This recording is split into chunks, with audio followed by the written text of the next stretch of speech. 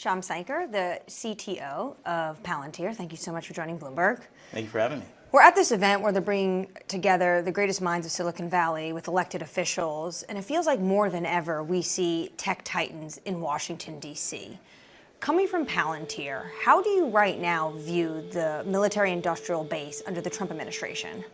Palantir's CTO just dropped a reality check on America's defense game. Check this video out. Well, I think this is an opportunity to really fix a lot of the problems that have built up over the last 30 or so years since the end of the Cold War. If you go back to what it was like, what did the industrial base look like when we were winning in World War II and the early Cold War? It was actually a very different economic structure. Chrysler built cars and missiles. We had a Deputy Secretary of Defense that was the co-founder of HP. Bill Perry was the co-founder of a Silicon Valley startup before he became Secretary of Defense. So it's a return to the functioning cross-pollination of innovation that's always existed and been in the bedrock of how the American economy worked. This is the kind of historical context that most people miss. Palantir isn't trying to reinvent the wheel. They're reawakening an older, smarter model of national strength, where tech leaders built both the economy and the arsenal. 50% of Palantir's revenue comes from government contracts. Do you expect that level to stay the same, will accelerate under the Trump administration? I think it's been that way for a pretty long time. Obviously, we started entirely government. The commercial sector is bigger. It's growing very, very rapidly. But I think there's something quite healthy about having this diversified R&D base where everything we're learning and inventing in the very dynamic American private sector is actually benefiting our national security and broader functioning of government. You know, we were able to develop and deploy the Operation Warp Speed supply chain in 2 weeks because actually 2 years prior we had solved a very structurally similar problem for BP and oil and gas. And you really cannot connect those dots prospectively. You can only see that retrospectively. And that's exactly what happened with SpaceX. You know, when I was a kid growing up in the shadow of the Space Coast, it used to cost $50,000 a kilogram to get to orbit on the shuttle. With Starship Heavy reuse, it's now 10 to 20 bucks. I'm not missing any zeros there. You know, it's just wild innovation that comes from that cross-pollination. This happened with Intel. In the late 60s, 96% of Intel's revenue actually came from the Apollo program.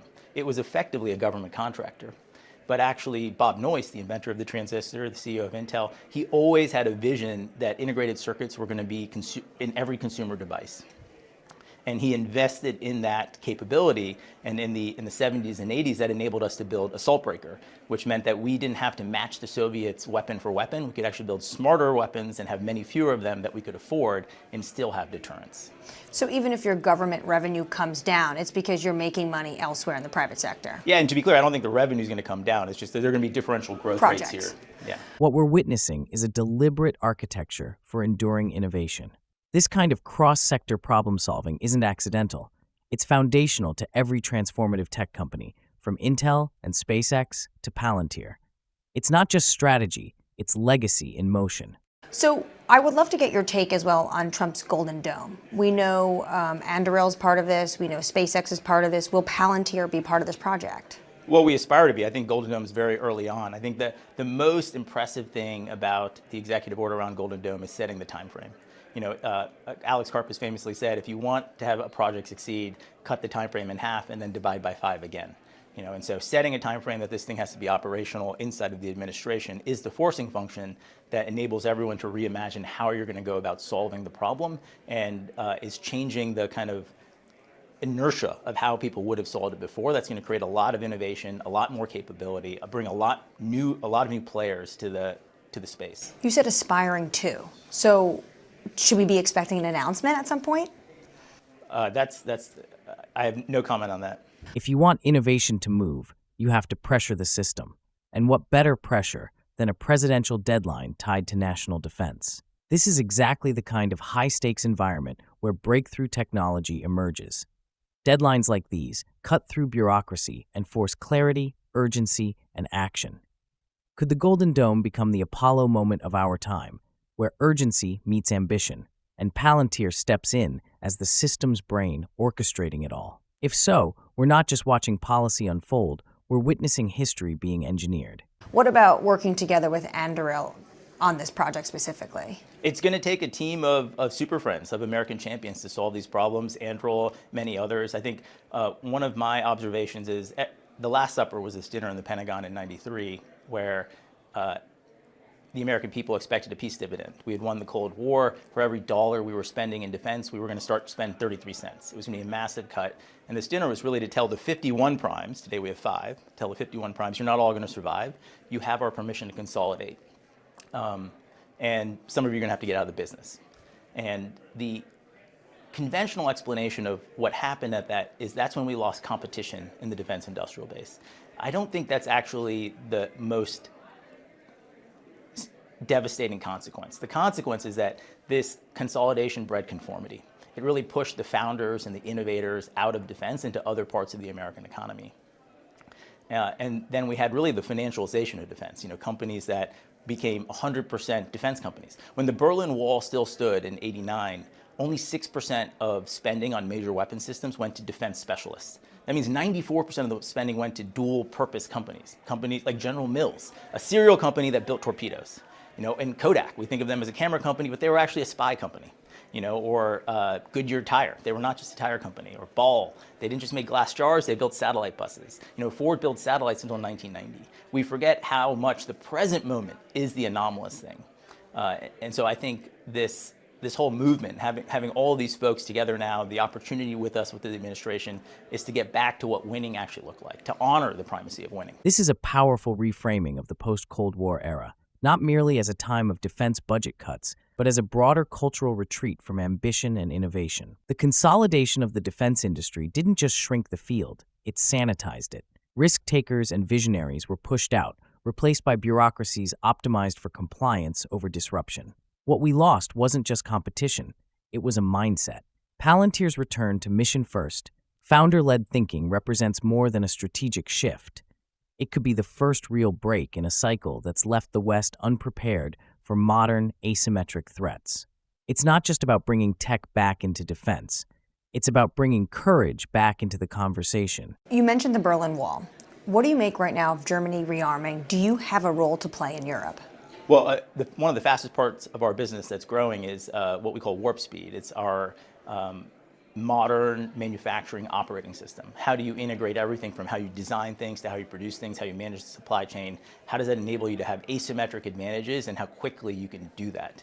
That's been broadly adopted by all of the new defense players as well as some of the legacy players. I think we have a big role in providing that capability to the Europeans as well. I think it's a great thing that the Europeans are rearming and taking this seriously.